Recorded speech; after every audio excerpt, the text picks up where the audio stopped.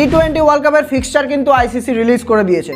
আমরা এই ভিডিওর মধ্যে টুক করে একদম ছোট করে বলে দিচ্ছি যে কবে কি খেলা আছে, কোন গ্রুপের ইন্ডিয়ার কবে কবে খেলা আছে, কোন ভেন্যুতে খেলা আছে। তো যদি আমরা বলি প্রথমে 20টা টিমের মধ্যে পার্টিসিপেট করতে চলেছে। টোটাল 4টে গ্রুপে ভাগ করে দিয়েছে, প্রত্যেক গ্রুপে 5টা করে থাকবে।